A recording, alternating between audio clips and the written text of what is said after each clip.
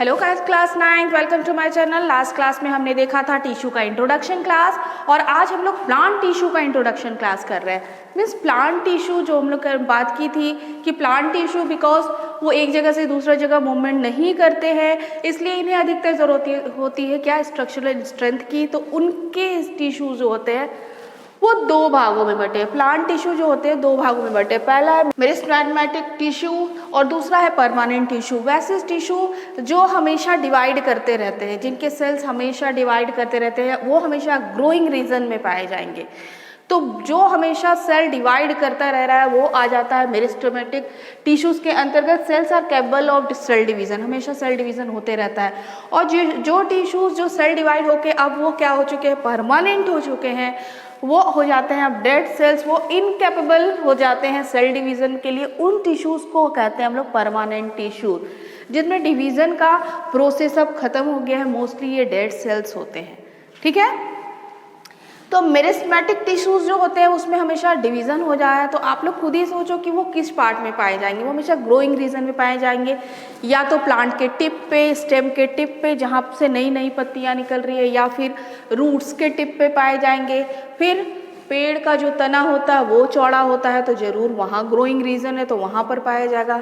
Stem से हमेशा नए नए स्टेम निकलते रहते हैं, नई नई डाल निकलते रहती है, तो जहाँ पर वो निकल रहे हैं वहाँ पर पाया जाना चाहिए, क्योंकि वही पार्ट है क्या, प्लांट का वह रीजन है जहाँ पर से ग्रोइंग हो रहा है, जहाँ से नए प्लांट्स ग्रो कर रहे हैं।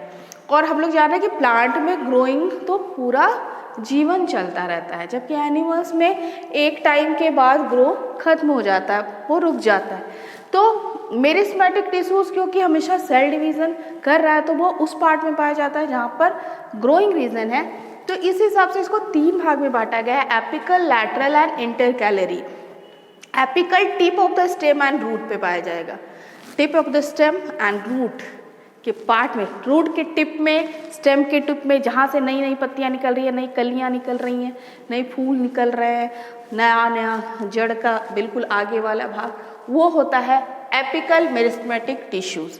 दूसरा है लैटरल। लैटरल तने की चौड़ाई को बढ़ाने का काम करता है, तो वो वहीं पर पाया जाता है, कैम्बियम में पाया जाएगा। तो बिलो बार कैम्बियम, बार के कैम्बियम में वो पाया जाता है, और वो क्या कर रहा है, स्टेम को ग्रोथ करने में, चौड़ा होने में हेल्प करता है।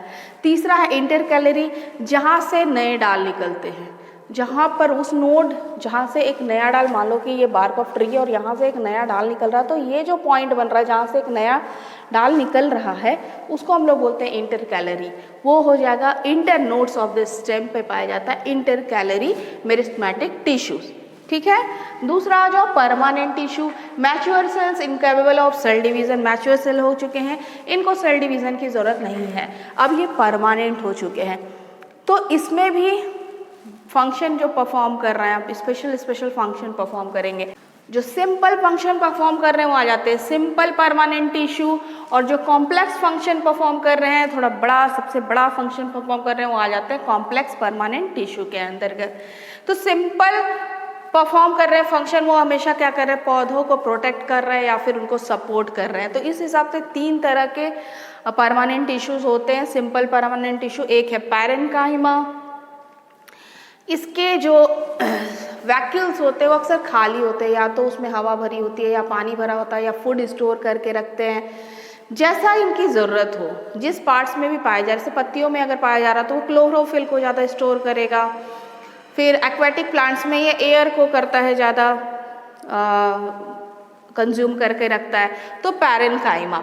कॉलेनकाइमा ये पौधों को अधिकतर लचीलापन प्रदान करता है, फ्लेक्सिबिलिटी प्रदान करता है, हवा चलती है तो हिलता डुलता, आपने देखा होगा, वो पार्ट्स में कॉलेनकाइमा टिश्यूज पाए जाते हैं। और स्क्लेरेनकाइमा हार्डनेस देता है, स्ट्रेंथ प्रोवाइड करता है। इसका बेस्ट एग्जाम्पल है कोकोनट, आपने कोकोनट का सेल्स देखा होगा, वो स्क्लेरेनकाइमा टिश्यूज का ही बना होता है। तो पौधों का वो पार्ट जो बिल्कुल हार्ड होता है वहाँ पर पाया जाता है स्क्लेरेनकाइमा टिश्यूज।